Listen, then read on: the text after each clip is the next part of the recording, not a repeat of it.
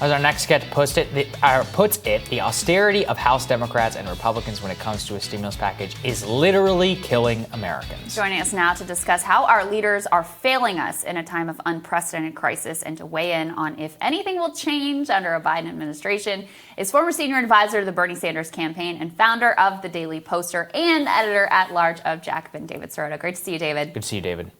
Good to see you. Thanks for having me. So just take us through this piece and your argument about how not only Republicans but Democrats are showing some embrace of an austerity mindset here. There's a lot of things that can be done. There's a lot of things that need to be done. And what we've seen in the stimulus debate is that the amount of money that's supposedly going to be spent, we don't have a final deal, but it keeps going down. The master negotiator, Nancy Pelosi, master negotiator, she has negotiated down with the Republicans the proposal that's gone from about $3 trillion down to about $1.8 trillion, down to about $350 billion, down to $188 billion. And you may ask, why does the number keep going down when the news of late has been that actually even Donald Trump, the Republican president, wants to actually spend more? That was the story yesterday, and actually wants to include $1,200 checks. And right. what you see is an obsession with lowering the cost of the bill. Now, look, long term, all the questions about what should we be spending on, what shouldn't we be spending on, those are questions that any budget process is going to come up with. But we're in the middle of an economic emergency, in the middle of a pandemic. The fact that the stimulus package keeps getting smaller and smaller when clearly the economy needs more money and a direct infusion, and when people, millions of people who are struggling to survive. I mean, we've seen increases in poverty. We've seen the threat of eviction. We've seen people lose their health insurance. We've seen starvation, hunger up in America. The fact that this keeps moving down, and now we're at a situation where the survival checks, these $1,200 checks that have been debated, now you see legislators saying that if we're going to add them to the bill, that means we have to reduce unemployment benefits to pay for them. I mean, This is an ideology of austerity. This is not pragmatism. This is not economic, well thought out economic ideas. This is zealotry when it comes to austerity. It really is, David. And here's the real thing, which is that, and this is my fear, I think probably yours too, which is that the Biden team will come in next year and will be like, well, we spent all this money. So they'll kind of subtract it out from whatever they were already thinking, as you say, because they look at it as a level of finite resources rather than in the middle of a pandemic depression, you spend as much as you can. And then, we could talk about the other stuff later, depending on what you subscribe to or whatever. But there really shouldn't be a debate about this. How do you see that playing out under Biden?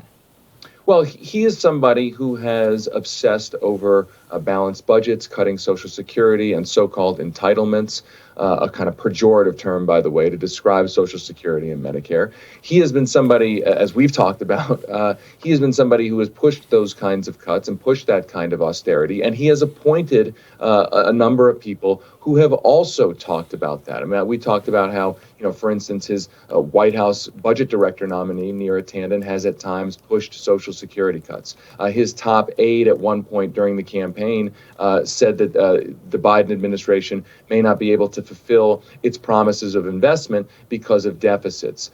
There have been a number of appointees who have promised, who've used that language of austerity in the past. And so you're right. The problem is that when Joe Biden gets into office, he may try to draw a Venn diagram between things that he agrees on or has agreed on and things that Mitch McConnell has agreed on. And when you put that Venn diagram on a piece of paper, what you see is budget austerity is something that in the past they have agreed on. And so coming into the new administration at this time of economic crisis, to go with budget austerity at this moment would be absolutely disastrous. Now, I want to say I don't think it's guaranteed that that's going to happen, but that's what we should all be on the lookout for.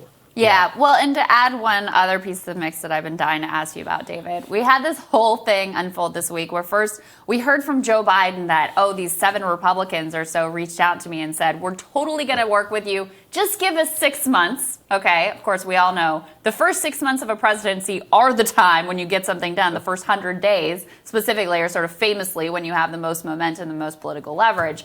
So there was that. Then rightfully, a lot of people were like, give me a break. That's ridiculous. You're getting completely played. And he and his aides came out and pushed back. Just watch us, right? To all the eye rollers out there, you've underestimated us in the past. Just watch us. We're going to be able to work with these Republicans. Then Jen O'Malley Dillon, who was his campaign manager and now deputy White House chief of staff, called Republicans a bunch of effers and said Mitch McConnell was terrible, I think was the word. She then walks that back. So you can see this sort of divide between the younger members of the team who came of age during just this sense of complete obstruction for Republicans versus these throwbacks who have this idea of the halcyon era when we can all come together and make deals.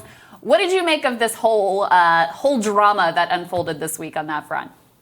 Well, the thing that I fear is the first part, which is that, Joe Biden having these notions that he can sit down and, have a drink with Mitch McConnell and that's going to fix everything. I mean, look, even Barack Obama, somebody who really fetishized the idea of the Ronald Reagan, Tip O'Neill, we're going to find kind of common ground. Even Obama in his book basically said that's not really the way things work. And that, stating the obvious, Mitch McConnell is not an honest actor when it comes to things like that. So if Biden has in his mind that that's what's going to happen, it's not going to go well. And the amazing thing about it is that the Obama era itself should have taught that. I mean, Joe Biden was part of the Obama administration that was constantly thwarted at every turn, except for maybe the first 2 years, but was constantly thwarted at every turn by Republican obstructionism. And what we've learned is that the Republicans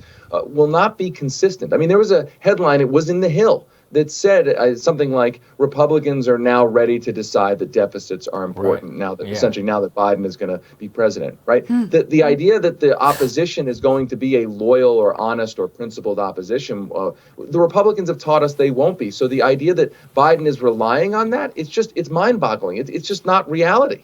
Yeah, totally is. All right, David, thank you. Great to see you, David. Thank you. Great to see you. Thanks for having me. We'll be back with more Team Rising right after this.